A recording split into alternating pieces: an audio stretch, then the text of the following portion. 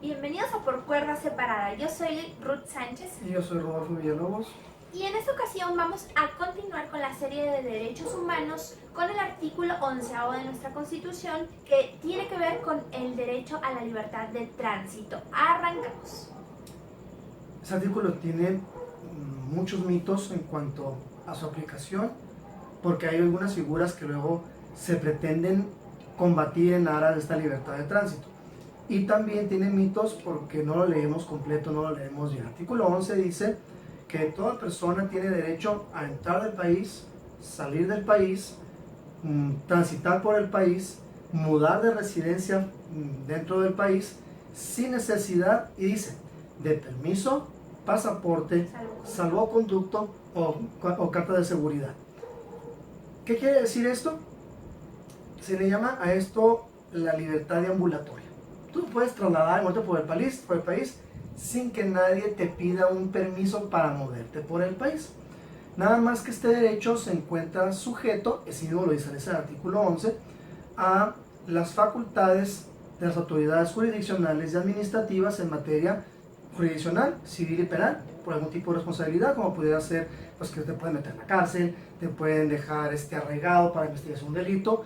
Los arraigos de carácter civil, que aunque no tratan de que no salgas del país, tratan de dejar a alguien debidamente expensado, pero también pudiera darse algún tipo de límite de cómo tienes que responsabilizarte y no estarte moviendo directamente de un lugar a otro.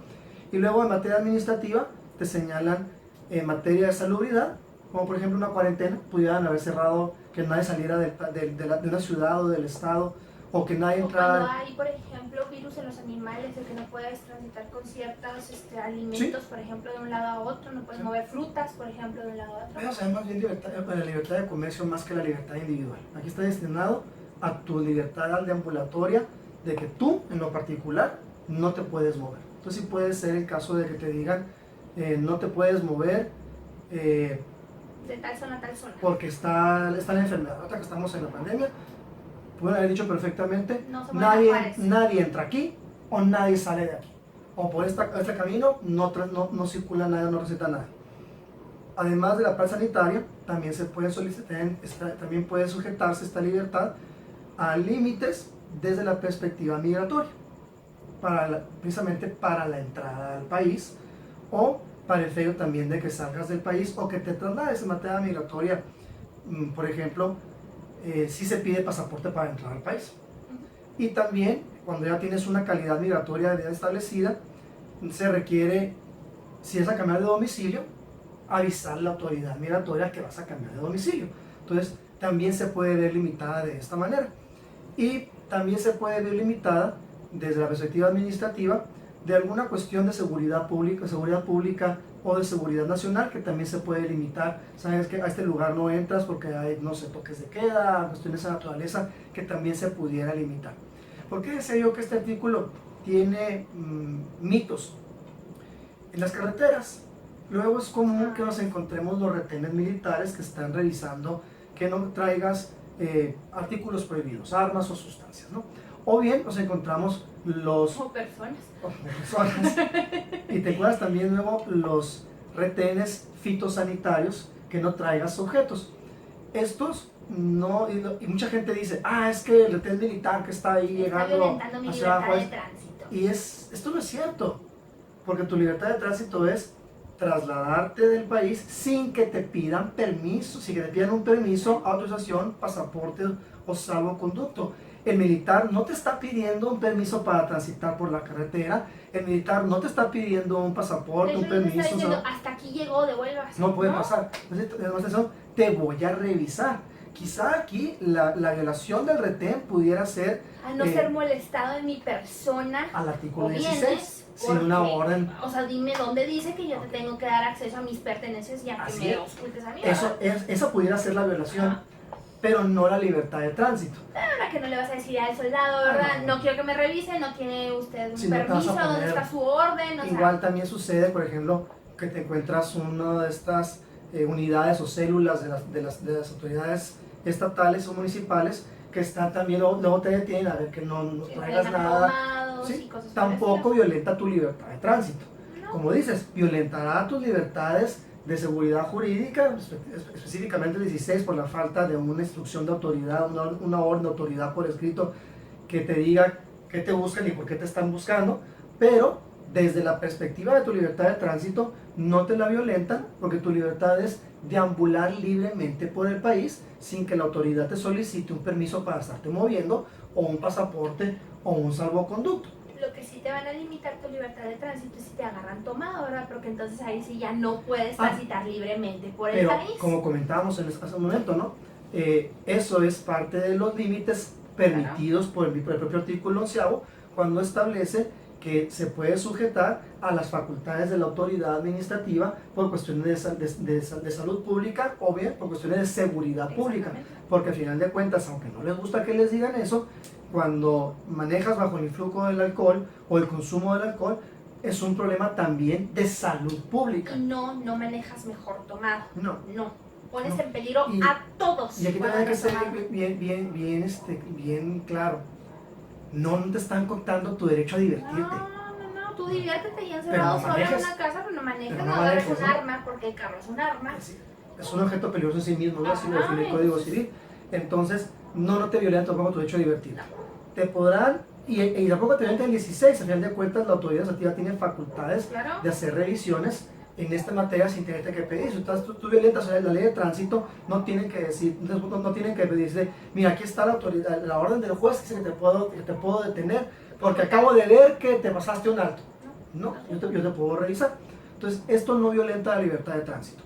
Pero otra cuestión de la libertad de tránsito que es interesante discutir es que el artículo 11 no establece la necesidad de un pasaporte para salir del país. Yo recuerdo, y se los hacía mucho hincapié en la clase cuando daba internacional, tanto público como privado, les decía a los alumnos, para salir del país requieres pasaporte. E inmediatamente la respuesta es todo el mundo dice sí. Que sí, pero no te están pidiendo pasaporte para salir, te están pidiendo pasaporte para entrar al país al otro país. Pero para salir del país, ahí no me piden nada. ¿No? De hecho, ahí en el lado mexicano, donde está la garita migratoria, en la salida, nadie te molesta, que le vaya bien. Nada más que ya cuando llegas a la garita extranjera, entonces ahí te dicen, a ver, saca el pasaporte, saca la visa correspondiente para dejarte entrar. Pero si yo salgo del país y me quedo ahí, por ejemplo, en rumbo a Estados Unidos, por el lado de Ciudad Juárez, que brincas por el río y te paras justamente arriba del río, nadie te puede decir nada. No has entrado al país extranjero, Estados Unidos, y no has salido tu mexicano, y no requieres pasaporte para ninguno de los dos. De igual manera, como mexicano, para entrar al país yo no requiero pasaporte. Yo puedo entrar a mi país libremente. De hecho, cuando llegamos a México no se nos pide pasaporte. A menos de que seamos extranjeros, entonces sí se nos puede pedir un documento. Y a veces se le pasa a la autoridad mexicana. ¿Por qué? Porque pensemos que vienen en un vehículo con placas mexicanas, 3 personas mexicanas y un extranjero. Que ven el nopalote en la frente. Lo más probable es que la autoridad los deje pasar a los 4, aunque uno de los extranjeros. Que ese extranjero estaría ilegal en el país. También extranjeros, por favor, sobre todo gente de Estados Unidos que viene y se interna en México, también necesitan permiso, así como nosotros lo necesitamos. Cuando vamos allá y dices, bueno, determinado kilometraje hay que entrar, también los extranjeros necesitan esos permisos en México. Que no sea lo más común que hagan, bueno, pero estás incurriendo en la ley. Es un permiso de turista que se da hasta por 180 días para internarte al país a donde tú quieras. Y de hecho, desde la perspectiva de lo que puedes hacer con el permiso de turista, es muy amplio las facultades o las libertades que te dan o las actividades que puedes realizar con el turista. No nada más es pasearte, sino puedes realizar inclusive la apertura de cuentas bancarias con un permiso turista. Entonces es muy amplio. Hagan el trámite correspondiente y evítense pues alguna porque si sanción, te agarran, te pueden deportar. Y tú vas a decir, pero es que nomás anda de turista. Pues igual que si tú te vas nomás de turista a Estados Unidos y te brincas la franja que tienes derecho a entrar. El problema es que luego, por ejemplo, en el caso de los americanos, piensan que tienen privilegios por ser americanos. Pero no. Y no, o sea, a fin de cuentas aquí eres extranjero y a pesar de que se da un enorme malinchismo por preferencia al extranjero y se trata al extranjero a cuerpo de rey porque trae dolaritos, la verdad de las cosas es que tiene que cumplir con todas las reglas que establecen en el país, que en algunos casos son muy similares a las reglas extranjeras, porque generalmente todo lo que es la regulación de extranjería cumple con ciertos parámetros establecidos a nivel internacional. Entonces, hay que tener cuidado con este artículo porque a pesar de que su redacción es muy sencilla y el derecho que se desprende también es muy simplista, se genera una confusión en cuanto a cuál es el alcance de ese derecho, pensando que a mí nadie me puede parar, nadie me puede detener, no, nadie te puede pedir permisos, nadie te puede pedir un pasaporte como mexicano para circular por el país. Si ya te internaste, no se puede pedir un pasaporte o permiso, salvo en los límites de materia migratoria, que sí la autoridad puede solicitarte para efecto de analizar que el extranjero no se encuentre de manera ilegal. Que también hay extranjeros cometiendo aquí cosas que no por deberían andar supuesto. haciendo, como en todos los países. Por eso sí tienen derecho a revisarlo. Entonces, hay que tener este cuidado. Porque luego también se piensa que este artículo, en lo que comentaba hace un momento, te da esta libertad ambulatoria amplísima de que a mí nadie me puede detener. Y no nada más pensamos que es referido a la autoridad, sino también al particular. Y entonces, el particular, cuando está circulando y se encuentra, por ejemplo, un plantón a media calle, una manifestación, me están violentando mi derecho al libre tránsito. No me está violentando tu derecho al libre tránsito. ¿Por qué? Porque el particular en este caso no te lo está violentando. O sea, el particular que hizo el plantón podrá estar violentando muchas cosas, pero no tu derecho a la libertad de tránsito. Diferente que sea la autoridad la que te impida circular libremente por algún lugar y no encuadran las hipótesis por las cuales te puede impedir el tránsito en las figuras establecidas en el propio artículo 11. Pensemos, hay un plantón a media calle ahí en el centro y la autoridad, para el efecto de facilitar o agilizar el flujo de vehicular, como sucedió hace una semana más o menos, decide cerrar 2 calles más abajo y se para ahí la patrulla para que no llegues hasta el centro, sino te paran desde antes, lo que provoca un caos porque es hacer más grande el círculo donde se encuentra cerrado. Y entonces cuando digas tú, bueno, déjame pasar, no puede pasar. ¿Por qué? No, pues porque hay un plantón más adelante. Eso no encuadra en las facultades o en las posibilidades que tiene la autoridad para limitar el libre tránsito conforme al artículo 11. A diferencia, por ejemplo, si hay una amenaza de bomba, ¿verdad? En un edificio. Es una cuestión de seguridad no pública. puede pasar, pero es que yo tengo derecho a pasar porque, mire, mi negocio está ahí. No puede pasar. Es una cuestión de seguridad no puede pública. hasta que no resolvamos la situación. Por supuesto. Pero si nada más que está el plantón ahí en la calle, no pues es que hay un plantón. Y eso a mí que me levante el plantón. Es más, yo me quiero unir al plantón, déjeme pasar, no puede pasar, pero yo quiero irme a unir, no puede pasar. Se está violentando tu libertad. O también como luego sucede, que resulta que hay un personaje con cierta relevancia en un edificio público y entonces cierran todo alrededor porque hay que cuidar al personaje, ¿no? Así como que me dejas pasar, o sea, si él está ahí, pues chido por él. Pero claro, también hay que tomar en consideración la parte práctica de que, como decías, ¿no? O sea, no le vas a decir al policía o al soldado, pues me deja pasar porque te van a acabar arrestando, ¿no? O sea, es una cuestión de poder. Y entonces es una cuestión de que no te vas a pelear con el poder, porque al final de cuentas creo que va a tener uno mayor riesgo de pelearte con la autoridad, decir, bueno, por rodeo, me voy por otro lado, bueno, pues vendré mañana, ni modo, o sea, ya veremos cómo lo manejamos. Entonces, este artículo es un artículo muy simple, muy sencillo en el primer párrafo. La libertad de tránsito es para poder transitar por el país, cambiar mi residencia, entrar y salir de él. Yo no requiero pasaporte, no requiero un permiso, no requiero una autorización de una autoridad. Y la autoridad sí puede limitar estas libertades siempre y cuando sean por resolución jurisdiccional en materia civil o penal o por intervención administrativa en materia de salubridad general, en materia migratoria y en materia de seguridad pública.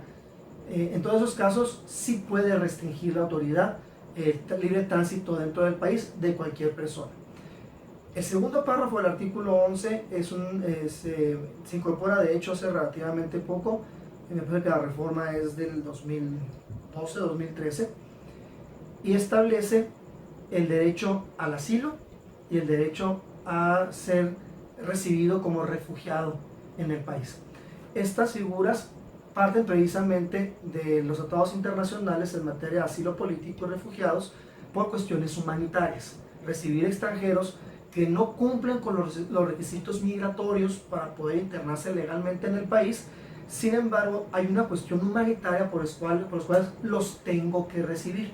Entonces, estas figuras no estaban contempladas a nivel constitucional, estaban contempladas a nivel legal, primero en la Ley Nacional en la Ley General de Población y luego cuando se modifica para el efecto de la actual regulación migratoria, precisamente en la ley de migración e inmigración, contempla ya estas figuras, hoy también contemplaban previamente esas figuras del asilado y el refugiado político. Me cabe señalar que la reglamentación que tenía el refugiado y asilado político conforme a la ley anterior estaba muy mal hecha y ahora se adaptó conforme a las reglas de derecho internacional, precisamente porque son cuestiones de ayuda humanitaria.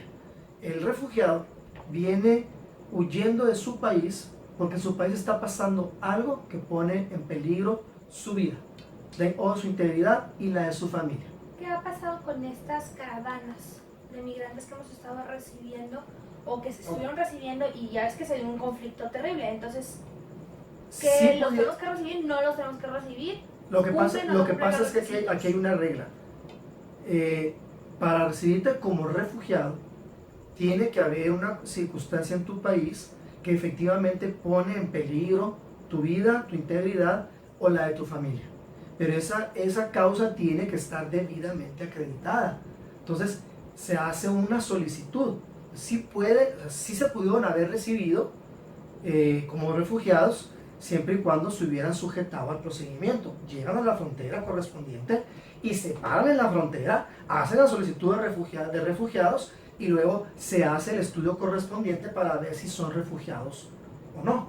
O sea, no es así como que déjenos pasar y vamos todos a empujar para entrar. O decir, oh, es que en mi país se está matando mucha gente. Pues también aquí, o sea, vamos a ver cuáles son las circunstancias. Es una persecución. Un genocidio. Una cuestión que pone en peligro tu vida porque puede ser pues, una cuestión de guerra. O sea, ahorita los refugiados a nivel mundial generalmente son por cuestiones de guerra. O porque en el país efectivamente hay una serie de condiciones sociopolíticas que te llevan a genocidios, te llevan a crímenes de lesa humanidad en contra de ciertos grupos sociales, que obliga a que ese grupo social se vaya. ¿Por qué? Porque están siendo objetivo de alguna política de Estado que los pone en peligro. Como pasaba con los judíos en muchas partes de la historia. Como pasó con los judíos, como pasaba con los gitanos, que tenían que estar huyendo por una cuestión, en este caso de carácter religioso, pero puede ser también por motivos de carácter racial, puede ser por motivos de carácter sociopolítico, porque efectivamente hay un problema de grados de delincuencia de tal magnitud que pudiera decir que todo el mundo está en peligro. Esos son complicados de demostrar, pero pudieran darse este grado, este exceso, o simplemente porque la persona era extranjero en cierto país y dijeron aquí los extranjeros se van a morir todos porque aquí vamos a limpiar y nada más mantener nuestra raza. Entonces puede ser por este tipo de motivos en los cuales digo, está en peligro mi vida, pero es, diríamos, de miedo grave y temor fundado. O sea, realmente hay una cuestión grave. No son ideas que yo tengo porque pasó una vez y a todos nos va a pasar, o sea, no. No, o porque dices tú, es que empecé mucha delincuencia, soy refugiado. No, pues delincuencia en todos los países. No es suficiente para ser refugiado. Y hay que someterse a un procedimiento. Y mientras pasa ese procedimiento, están en la frontera. El Estado, no están dentro. Puede ser que el Estado permita el ingreso, por una cuestión humanitaria también. Pero ahí guardaditos, así como, es, como se ven en las películas, como se ven en los documentales donde están en los países, los refugiados, los campamentos. Hace un campamento de refugiados, exactamente. Y ya cuando concedes la calidad de refugiado, le otorgará ciertas libertades de tránsito dentro del país, inclusive libertades para que pueda trabajar, y puede haber, conforme al derecho internacional, ciertos apoyos sociales, porque el refugiado a final de cuentas, viene huyendo, viene sin un patrimonio, y si le digo, pues sí, pásale, oye, ¿qué voy a hacer? No, pues no sé, lo vas a o lo vas a acabar matando. No es motivo de ser refugiados, quiero pasar a Estados Unidos para vivir mejor. No es motivo para que los dejes ingresar al país. No, ahí sí no. Y aquí también es muy claro, o sea, si yo vivo como refugiado, adquiero una calidad en el país que me acepta como refugiado. No más. Y luego, si él se mueve para llegar a Estados Unidos, o sea, supongamos que efectivamente el mexicano dice, te concedo refugiado porque en tu país hay un problema, y te dice, pues voy a Estados Unidos. El momento en el que él pase la frontera, pierde su calidad de refugiado. Y cuando los gringos lo agarren y lo regresen, no lo voy a tener yo aquí. El mexicano va a decir, pues es que es refugiado. No, va a decir, no, pues esto es ilegal. Es que yo era refugiado. La palabra operativa eras. pues te agarro y te deporto porque ya no entraste de manera legal. No estás bajo mi No, tutela, no no, estás bajo mi cuidado. porque entonces ya no fue una cuestión humanitaria. Mm. ¿Sí? O sea, ya se te deja entrar por una cuestión humanitaria y tú ya te moviste fuera de esta cuestión humanitaria. ¿Sí? Entonces ya no es una cuestión humanitaria, yo te recibo porque vienes conmigo como refugiado. Entonces hay que tener mucho cuidado con esta figura. Y luego, paralela al refugiado, está el llamado asilado político. El asilado político llega al país, también huyendo de su país de origen, pero a diferencia del refugiado que llega por una cuestión que es generalizada en su país, el asilado político llega porque él es perseguido en lo individual por un régimen gubernamental. Entonces, y también se tiene que acreditar la existencia de todo un mecanismo estatal que busca causarle un daño, hacerle algo. Y no, a lo mejor no necesariamente matarte o desaparecerte, sino fincarte un procedimiento en el cual no te van a garantizar tu defensa, tus derechos derecho de audiencia, no te van a garantizar nada. Va a ser un procedimiento que sabemos claramente que no reúne los requisitos de ser un proceso justo. Ahí entra el que te traigas a la familia. Es parte de. ¿Por qué? Porque de nada me sirve que se vaya la persona que está siendo perseguida. ¿Qué va a hacer el Estado? Ah, pues sí, eres asilado, pero la familia no. Entonces voy a presionar y decirle, si no regresas, yo me cargo con tu familia. Entonces ahí es el asilado en lo individual y su núcleo familiar inmediato. Okay. ¿Por qué? Porque hay una persecución del Estado. El detalle aquí es, al igual que el refugiado, que esa persecución tiene que acreditarse. La materia de asilo político es un poco más laxa respecto a la carga probatoria, porque aunque existan indicios más o menos sólidos, no es prueba plena, es un indicio más o menos sólido que nos permita considerar válidamente o tener una apariencia clara de que sí puede ser una cuestión de asilo político, de persecución política, entonces se debe de conceder el asilo porque también es una cuestión humanitaria. Y toda aquella persona que se encuentra asilado político no es sujeto a extradición y no es sujeto a deportación a su país de origen. O sea, no hay tal cosa como que aquí estoy, me dieron mi calidad de asilo político y luego en mi país de origen me dijo, hey, tengo una orden de aprehensión en contra de Ruth, mándamela. No, si ya no, porque si tengo asilada. Porque si te mando, pues te pongo en riesgo. O sea, te voy a mandar a que te pongas, te voy a poner en capilla, ¿no? Entonces, en el caso del asilado político, sale huyendo del país porque él en lo particular, individual, él es sujeto de una persecución estatal. Debe acreditarse de una manera muy laxa o una carga de prueba débil que existe esta persecución política y el Estado dirá si hay o no hay persecución, te concedo el carácter de asilado, te recibo y te voy a proteger y en todo caso solicitarle al Estado del que vienes que otorgue garantías de que no te van a hacer un juicio sumario, una ejecución. O sea, vamos a ver cuáles son esas circunstancias. Y habrá que ver aquí en todo caso los tratados relativos a la extradición si pudieran ser aplicables, porque hay casos en los cuales al asilado sí lo pudiéramos remitir bajo ciertas condiciones. La gran mayoría lo niega. O sea, yo no voy a extraditar a un asilado político precisamente porque lo pongo en riesgo. Estas figuras no estaban en el artículo 11 originalmente, de hecho no estaban en la ley constitucional, pero se agregan como una protección de carácter humanitaria a esta persona que viene huyendo vulnerable por cuestiones generalizadas de su país o por cuestiones individualizadas de que su gobierno los está persiguiendo. Esa persona asilada política entra al país y el país tiene que sufragarle todos los gastos. O sea, entro y te doy permiso para que chambes y órale, mijo, a darle, como todas, o sea, a fin de cuentas es un extranjero en el país, se le van a conceder ciertos beneficios en la forma de apoyos, en lo que puede encontrar una manera de subsistir por su cuenta. Sí, pero por ejemplo, lo que se hizo con el expresidente de Bolivia, que lo tenían viviendo en un departamento de lujo, todas las comidas con guardia de seguridad, vehículos para su uso propio y toda la alimentación. Ese no es el alcance del asilo político. ¿Por qué? claro, se lo dieron porque era el expresidente y porque quizá hay cierta coincidencia en ideologías, parte de un cierto grupo ideológico, político, del cual también pertenece el actual gobierno de la República. Pero si viene el lado político que no tenga ese carácter, ¿le vas a dar lo mismo? Por supuesto que no. O sea, nada más yo te recibo, a lo mejor en un refugio, mientras tú... Y te daré ciertos apoyos para que encuentres la manera de encontrar un sustento. Un permiso de trabajo. Buscaremos alguna manera de que salgas adelante como asilado político. Okay. Porque la idea es nada más protegerte, pero de la autoridad de tu país, a que no te vengan a buscar, no te pidan que te deporten, que no pidan vienes que de te vacaciones. No. Y también tener mucho cuidado, porque las facultades o las libertades que tiene tanto el asilado como el refugiado no lo liberan de las responsabilidades que se pudieran incurrir con motivo de comisión de delito o de convertirse en persona non grata, es decir, los llamados extranjeros perniciosos. Pensemos que hacer de las tuyas y levantar aquí una revolución para también armarte aquí y obtener alguna... Fíjate que me corrieron es que en mi país yo quiero derrocar al gobierno, entonces me vine para acá. Y ya que estoy aquí, pues voy a derrocar el tuyo, ¿no? Entonces, haciendo reunioncitas políticas por ahí. Y entonces, es que eso no se puede, te voy a tener que expulsar, aplicarte el artículo 33 constitucional. ¿Y a dónde lo expulsas? ¿A su país de origen? Oh, me gusta eso. Sí, o sea, es que vamos, aquí, no lo podemos dejar solito en el mar en una piedra. Aquí hay un supuesto migratorio.